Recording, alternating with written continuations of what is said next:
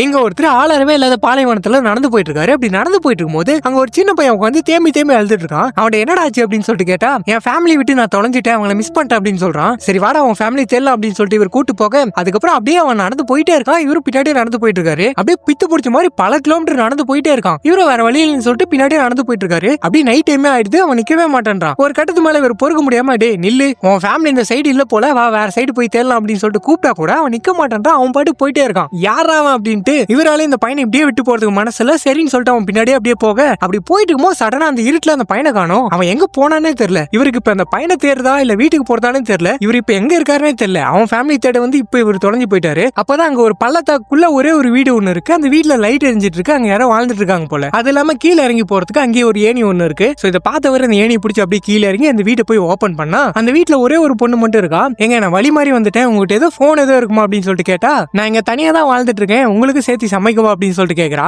என்ன எப்படி கேக்குறா அப்படின்னு சொல்லிட்டு, இல்லமா எனக்கு எதுவும் வேணாம், போன் இருந்தா மட்டும் கூட அப்படின்னு சொல்லிட்டு கேட்டா. ஆனா அவன் என்ன சொல்றானா, ஃபர்ஸ்ட் உள்ள வந்து உங்க பேக் எல்லாம் கழட்டி ஓரமா வச்சுட்டு போய் ஃப்ரெஷ் அப் ஆயிட்டு வாங்க, சாப்பிடுங்களா அப்படின்னு மாதிரி சொல்றா. ஏதோ வேலைக்கு போயிட்டு நைட்டு வீட்டுக்கு வர ஹஸ்பண்ட் பேசுற மாதிரி உரிமையோட பேசிட்டு இருக்கா. இதை கேட்டு இவருக்கும் ஒண்ணுமே புரியல. என்ன எப்படி பேசுறா அப்படின்னு சொல்லிட்டு வந்து உட்காந்துட்டு இருக்க. அவன் வந்து சாப்பாடு கொடுக்குறா. இல்லம்மா எனக்கு சாப்பாடெல்லாம் வேணாம், தண்ணி மட்டும் கூட அப்படின்னு சொல்லிட்டு வாங்கி குடிச்சிட்டு இருக்கும்போது அவன் என்ன சொல்றானா, இங்க பாருங்க நீங்க பார்க்கவே டயர்டா இருக்கீங்க, நீங்க நைட் இங்கேயே தூங்கிக்கோங்க, நாளைக்கு எழுந்து போங்க அப்படின்னு மாதிரி சொல்றா. சரின்னு சொல்லிட்டு இவருக்கும் வேற வழி இல்லாம அன்னைக்கு நைட் அங்கேயே ஸ்டே பண்ணிக்க. அப்படி இவர் அன்னைக்கு தூங்கிட்டு இருக்கும்போது நல்ல நைட் டைம் அவ என்ன பண்ணிட்டு இருக்கானா, இவருக்கு முன்னாடியே ட்ரெஸ் எல்லாத்தையும் கழட்டி போட்டுட்டு ஒரு ஈர துணியில அவ உடம்பு எல்லாத்தையும் தொடச்சிட்டு இருக்கா. இதை பார்த்துட்டு இவருக்கும் ஒரு மாதிரி ஆயிடுது. அப்படியே நீ நைட்டு போக மறுநாள் காலையில போலான்னு சொல்லிட்டு வந்து பார்த்தா இங்கதான் ஒரு ட்விஸ்ட். என்ன அப்படின்னா அந்த ஏணியை காணோம். ஏமா இங்க இருந்து ஏணியை பாத்தி அப்படின்னு சொல்லிட்டு இந்த பொண்ணுகிட்ட வந்து கேட்டா இவ வாயே திறக்க மாட்டேன்றா. அவ என்ன சொல்றானா, இங்க பாருங்க மேல சில பேர் இருக்காங்க, அவங்களுக்கு வேணும் அப்படின்னா ஏணி போடுவாங்க, வேணாம் அப்படின்னா எடுத்துக்கோங்க அப்படின்னு மாதிரி சொல்றா. இன்னைக்கு ஏணி இல்ல அப்படின்னா திரும்பவும் நாளைக்கு தான் ஏணி போடுவாங்க, சோ அது வரைக்கும் நீங்க இங்கே தான் இருக்கணும் அப்படின்னு மாதிரி சொல்றா. இதை கேட்ட இவரு சரின்னு சொல்லிட்டா, நீங்க இங்கே இருக்க. மறுநாள் வந்து பாக்குறாரு, மறுநாள் அந்த ஏணி இல்ல. இதுக்கு மேல பொறுக்க முடியாதான்னு சொல்லிட்டு இவர் என்ன பண்றாருன்னா, ஒரு சுத்தி எடுத்துட்டு வந்து அந்த மலையில குத்தி குத்தி அப்படி மெல்ல மெல்ல மேல ஏறலான்னு பாக்குறாரு. அப்படி இவர் ஏறிட்டு இருக்கும்போது அப்ப மேல இருந்து ஒரு வெட்டப்பட்ட ஆட்டோட தலை வந்து இவர் மேல விழ, அவ்வளவுதான். இதை பார்த்து பயந்து போயிட்டு அப்படியே பொதால்னு புடிங்கிட்டு மேல இருந்து கீழே விழுந்துறாரு. அப்படியே மயங்கிறாரு. அன்னைக்கு நைட் அந்த பொண்ணு வந்து எழுப்புறா.